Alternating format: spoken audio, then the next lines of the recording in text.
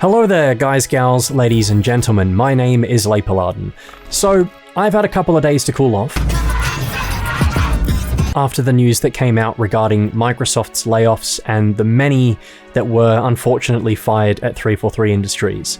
It's been a tumultuous week, and 343 have decided to respond to all the rumours and speculation with Pierre, 343's new studio head, issued a little statement earlier today that read a bit corporately considering the amount of people who just lost their jobs and their livelihoods, but I doubt there was much that Pierre would have been allowed to say, considering that I'm sure Microsoft are trying their hardest to crack down on people and get them to shut up and avoid negative press coverage where possible. Basically, 343 are still going to develop Halo now and in the future, with specific mention to epic stories, epic worlds, epic battles, epic scale. No, thank you, Bonnie, we're fine. Multiplayer and more of what makes Halo great. Short, sweet, to the point. Maybe could have done with a bit more than just a couple of lines, but there's a lot we can infer from this, and it's a very confusing situation to be presented with. A lot of people seem to think it's a W, some an L. The duality of man, ladies and gentlemen, when I think it's a bit more nuanced than that. So I've tried to collate as much info that I could find and let you know where I think Halo and 343 are going next, because the road ahead is looking very bumpy indeed.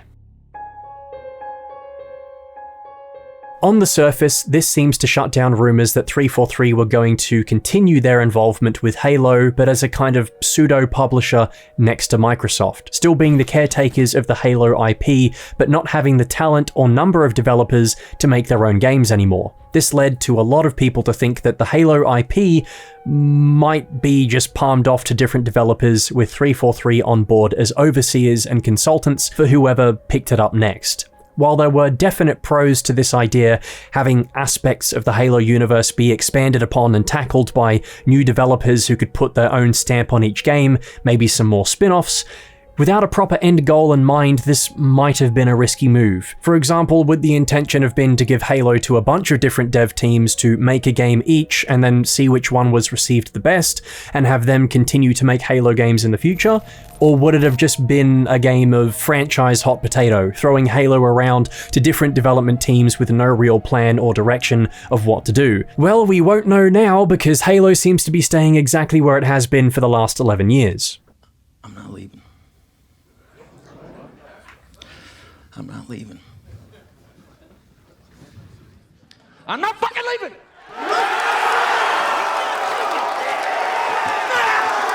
Or will it? Hey, Vsauce. 343 Industries will continue to develop Halo now and in the future. The key word there is develop. Pierre doesn't mention developing games, he just says develop Halo. Could that mean the brand of Halo being developed further? Developed as in grown or expanded, looking at new horizons for the franchise and new ways for it to succeed? Potentially, the outsourcing to other developers idea could still hold some merit. However, when we'll actually know if this is true or not is another tricky question. Typically, Halo games release 3 years apart from each other. Halo 3 to Halo Reach was 3 years, Halo 4 to Halo 5 was 3 years, it was 3 years between the release of Halo 5 and the announcement of Infinite, so maybe we'll be hearing more about another Halo title next year if Infinite's 10-year plan hasn't been committed to anymore. If 343 are still going to hold onto the IP and exclusively develop games for it, there is some comfort, at least, in knowing that they were finally starting to move Infinite in the right direction. We had the custom games browser and Forge added, seasonality is set to be reached starting with Season 3, with a new season added every 4 months or so, and it looked like 343 was starting to investigate further into issues with the game that had been making the experience for many quite intolerable, yes, namely things like desync. With this announcement, I guess it's safe to say that Infinite's future is still relatively secure, though there's every chance that going forward that things could be subject to change, like the September roadmap went out of its way to very much make sure that we knew. I want to ease into that subject to change line. Just because Halo is still with 343, that doesn't mean that plans going forward are unchanged. that everything will be fine and dandy, because there's every chance that that won't be the case. Let's take a look at the numbers here. The exact figure for people that were laid off from 343 Industries is unknowable at this stage. Microsoft and 343 haven't provided an exact number, but estimates are that it's anywhere between 60 to 130 people. Some even go so far as to say that it's a third of the studio. There are conflicting reports on the number of people working at 343. The only reliable number I could find was from an issue of Edge magazine that Wikipedia directed me to from 2016 that said the team had 450 people working for them. A tweet from Clobril in January of 2021 said 750 people. Because there were a number of notable resignations reported from 343 after Infinite's release, some of which I'm sure we didn't hear about, and a hiring freeze imposed on them too, I have no doubt that the team would have been on the smaller side prior to these layoffs. Still in the hundreds, but definitely smaller than the 750 that Clobril mentioned at the start of 2021, when it was full steam ahead to get Infinite out the door later that year. Worst of all, there are still more layoffs expected to be happening through to Q3 of this year, meaning July, August, and September. With a hiring freeze still imposed on 343 Industries and the potentiality of more cuts coming, it's a grim outlook for the studio. Mind you, 343 is more than just a team of game developers. There are people who fall under the 343 umbrella that are writers for articles or books. There are people who work in licensing and merchandise, tech support, community management. There are consultants for the Halo TV show, unfortunately.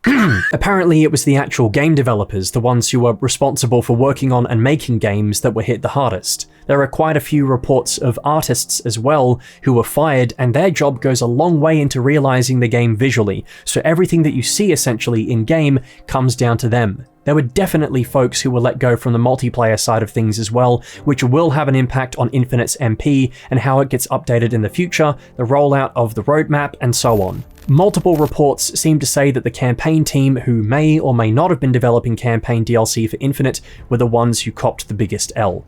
Jez Corden, a notable insider, seems to think that campaign DLC never got to any practical stages of development. It was all theory and discussion, though there are others who have said the contrary. Regardless, any odds of campaign DLC happening now are very much in the dumpster. If Joe Staten, creative story lead for Halo, has gone back to MS Publishing, which I have good reason to believe he has, then 343 no longer have a creative lead for the narrative aspect of their games. This doesn't just affect the future of campaign, I should add, this is something that will affect the live service model too. Any kind of story elements that could have been written for Season 3 onwards, whether that was cutscenes, narrative events, whatever, despite their quality, it's all up in the air now. Nothing in Pierre's statement mentions continuing to make campaign and mainline entries. Epic stories could honestly mean anything.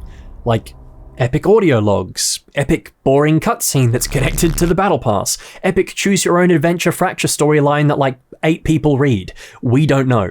I certainly hope that deprioritizing campaign experiences in the future isn't something that comes from this. 343 do still have co-studios working on Infinite with them, Certain Affinity notably, which isn't owned by Microsoft, thank God, so they haven't been hit by any layoffs. In fact, they're hiring now for a lead Halo gameplay engineer. Certain Affinity are rumored to have been working on a Halo Battle Royale type game mode called Tatanka. No word on if that's still going ahead or not, and part of their team is assisting with Infinite's multiplayer as well, which is good to see. Skybox Labs were acquired by NetEase Games earlier this month, so their future involvement with Infinite is likely done. Who knows what the Coalition is doing, and Spirasoft have been spread very thinly with helping to co-develop Modern Warfare 2 and more. 343 has a long-running relationship with Saber Interactive, who helped to work on the remasters of Combat Evolved and Halo 2, so maybe bringing them into the fray again might be a possibility. Honestly though, my expectations for Infinite's future were already quite low, but I think I might have to lower them even further now because none of this sounds particularly good. I have no idea how 343 are going to be able to pull this off. Like, sure, it's great the franchise is still going to have some kind of future, but I really do not envy Pierre's job right now. He has a colossal mountain to climb with less employees, all of which likely have a low morale. The community is just done, quite frankly. Consumer confidence in the Halo brand is probably the lowest it's ever been, and I'm not sure what kind of hope the series has when it seems like we're running on empty. What will Halo Infinite's future seasons look like after 2023 with so many less people to work on them? If another Halo game is to be made at some point in the future, what happens then? 343 scramble and hectically go on another hiring spree for people, likely contractors, who work their asses off up until the release and then just get let go? Will there even be people applying for jobs there after so much awful stuff has come out regarding the studio? Who knows? This statement from Pierre, I think, begs more questions than answers currently. The people who seem quick to jump to the conclusion that everything is going to be fine, I don't think they're reading into this enough. However, Pierre was the guy who turned it around for the Master Chief Collection, so we just have to wait and see if he can work his magic once again. My prediction is this. In the short term, I think Halo will be mostly fine. Infinite's post-launch content will continue to roll out as originally intended, maybe a few hiccups along the way because so much of the studio has been laid off, but for this year at least it'll mostly be fine. Infinite will probably reach seasonality, but after 2023 and potentially getting hit by more layoffs, I think we'll notice a decrease in the regularity or the quality of updates for Infinite, and we could be facing another content drought in the long term, with minimal news until either a new game is announced or we see some evidence of Tatanka finally releasing. To answer the question that I posed from my last video, no, Halo isn't finished per se, it's not dead, the brand will live on in some shape or form. While there is a community of people who follow this series, there are people playing the games and content creators talking about them, while there are artists, modders, composers, forgers, and more, the series will live on in some shape or form. Whether or not Microsoft decides to do anything with it is another problem. I hope that they don't just force the devs to keep pumping out subpar content updates and cosmetics for Infinite with significantly less people, putting them under increased strain. They should reevaluate their current situation and instead prioritize things that need to be fixed or added to help bring some of the community back on board and introduce a bit of goodwill. Despite what many people will say, myself included, there will always be an inkling of interest in Halo and where it goes next. There will always be that childhood memory of loading up the game for the first time, or the great moments you had with friends in custom games, or spending a few too many hours in Forge making that map, winning matches, or completing achievements. That same love and passion will draw us back in, for better or worse. But I'd be lying if I said that the community wasn't fractured, monumentally so. The constant throes of bad news have irreparably damaged the trust that we place in this brand, 343 Industries, and Microsoft's managing of them both. I don't think that people genuinely hate Halo, they just hate what Halo has become.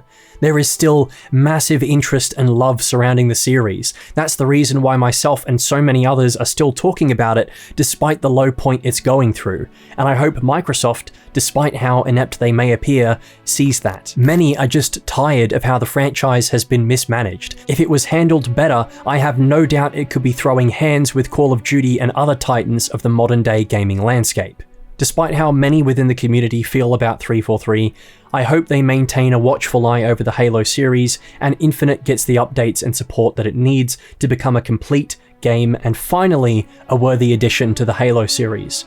But in the meantime, I think the mantle of responsibility to keep the series alive is being handed to the community. Halo lives or dies by its community, and if there's still interest. For those who are walking away from Halo, I genuinely don't blame you. It's painful seeing something that you love get dragged through the mud, and just when you think it's about to get back on its feet, it gets pushed back down again. I'm getting pretty tired of that myself. What this franchise needs now is consistency. It needs to be placed in steady hands and maybe put to rest for a couple of years, while 343 and Microsoft figure out where it went wrong and what to do next.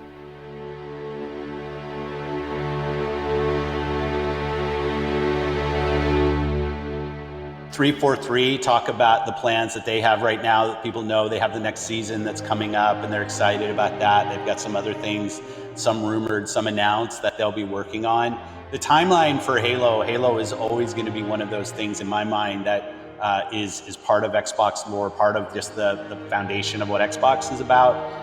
And I expect that we'll be continuing to support and grow Halo for as long as the Xbox is a platform for people to play. So I think the timeline goes on and on, aligned with Xbox, and I want to make sure the team's set up to succeed with that.